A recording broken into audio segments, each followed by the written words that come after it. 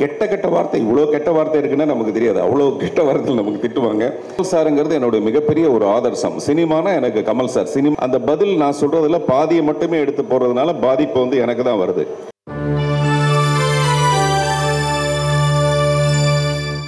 நீங்க எப்படி வேணாலும் கூப்பிடுங்க, ஆனா கூப்பிடுங்க. கூப்பிடுற தூரத்தில் இருக்க மாட்டேன், ஆனா கூப்பிட்டா தூரத்தில் இருக்க மாட்டேன். நான் பக்கத்தில் இருப்பேன், நீங்க வெக்கத்தில் இருப்பீங்க. உங்க புருஷன் துக்கத்தில் இருப்பாரு, இஸ் இட் ஓகே? அதான் ஒரிஜினல் டைலாகு.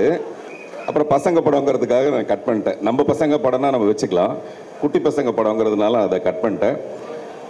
மெய்யாலுமே சொல்றேன், நான் மெய் மறந்து சந்தோஷமா இருக்கிறது வந்து சினிமாவில் மட்டும்தான். நான் ஒரு முயற்சி பண்ணேன், அந்த முயற்சியை வந்து வெற்றிகரமாக இன்னைக்கெல்லாம் படத்தை ரிலீஸ் பண்ணுறது ரொம்ப கஷ்டமான ஒரு விஷயம்.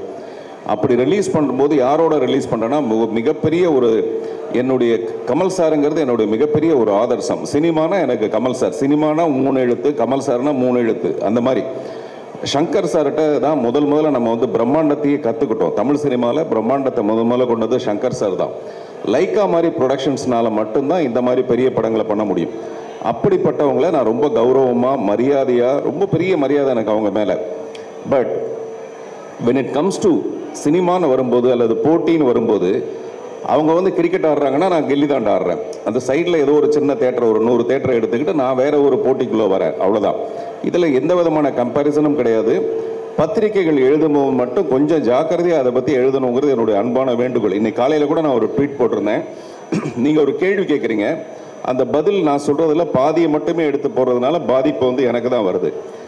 உதாரணத்துக்கு என்கிட்ட ஏதோ ஒரு கேள்வி கேட்கப்பட்டப்போ, நீங்கள் வந்து இந்தியன் 2 பார்த்தீங்களா அப்படின்னு என்கிட்ட கேட்டாங்க. நான் சொன்னேன், ஃபஸ்ட்டு டேயே என்னுடைய டீம்ஸ் படம் மிகப்பெரிய வெற்றி படம்னு வந்திருந்தது, ரிசல்ட் வந்ததுன்னா டெஃபினட்டாக அந்த சந்தோஷத்தில் அன்னைக்கு ஈவினிங் வந்து நான் வந்து இந்தியன் 2 தான் பார்த்துருப்பேன். என் படத்துக்கான ரிசல்ட் சரியாக இல்லாதனால நான் தேட்டராக ஓடிட்டுருக்கேன், அதனால் நான் வந்து இந்தியன் 2 பார்க்க முடியல. இதுதான் நான் சொன்ன பதில். பட் அவங்க போட்டிருந்தது என்ன போட்டிருந்தாங்கன்னா, இந்தியன் 2க்கு வந்து ஃபஸ்ட்டு டே ரிசல்ட் சரியில்லாதனால நான் பார்க்கல அப்படின்ற மாதிரி அவங்க எடுத்து போட்டாங்க. போட்டால் அதுக்கு கீழே வந்து இந்த ட்விட்டர்லாம் வந்து பார்த்தீங்கன்னா அவங்களுக்கு முகமே இருக்காது. சில மனிதர்கள் கெட்ட கெட்ட வார்த்தை, இவ்வளோ கெட்ட வார்த்தை இருக்குன்னா நமக்கு தெரியாது, அவ்வளோ கெட்ட வார்த்தையில் நமக்கு திட்டுவாங்க. இதெல்லாம் நம்ம கடந்துட்டோம் போல இருக்குன்னு நினச்சா நிச்சயமாக ராத்திரி ஆல்ரெடி எனக்கு தூக்கம் கிடையாது படத்தை ரிலீஸ் பண்ணிவிட்டு. இந்த மாதிரி உறுத்தல்கள் வந்து நமக்கு இருக்கும். நம்ம எப்படா போய் கமல் சாரை போய் தப்பாக சொல்லுவோம், இல்லை அந்த படத்தை பற்றி எப்போ தப்பாக சொல்லுவோம். நான் வந்து அரண்மனையிலேருந்து, கருடன்லேருந்து, மகாராஜாவிலேருந்து எல்லா படங்களும் ஓட ஓட ரொம்ப சந்தோஷப்படுறேன் நான். இப்போ நான் அந்த ஜமாவுடைய ட்ரைலர் பார்க்கும்போது அதை ஜமாய்க்கணும்னு சொல்கிறது வெறும் அந்த வார்த்தை ஜாலத்துக்காக மட்டுமே கிடையாது. டெஃபினட்டாக இந்த மாதிரி படங்கள் ஓட ஓட தான் நம்ம டெஃபினட்டாக சினிமா வந்து வேற ஒரு தளத்துக்கு நகர முடியுங்கிறது என்னுடைய உண்மையான நம்பிக்கை. அடுத்த கேள்வி ஏதாவது இருக்கா? வேற யாராவது பேசணுமா?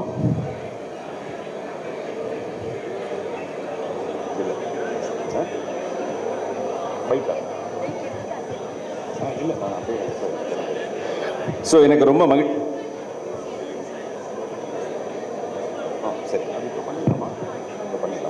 சரி, நான் முதல்ல சொன்ன மாதிரி அந்த முத்தம் கொடுக்குற வேலை இப்போ தான் இருக்குது. நான் சொல்கிறது முத்தம்ங்கிறது வந்து கொடுக்கும்போதும் கொடுக்குறவங்க வாங்குறவங்க 2 பேருக்கும் ரொம்ப சந்தோஷமாக இருக்கும். அந்த மாதிரி இந்த தடவை எனக்கு கொடுக்குற வேலை. நான் சில நேரத்தில் இந்த மாதிரி பப்பரப்பான்னு பேசும்போது அது ரொம்ப ரசிக்கும்படியாக இருக்குங்கிறதுக்காக பேசுகிறத தவிர அதுக்கு ஒரு பயங்கர உள்ளர்த்தம்லாம் ஒன்றுமே கிடையாது. உளப்பூர்வமான வாழ்த்துக்களோடு உங்களிடமிருந்து விடைபெறுகிறேன். நன்றி.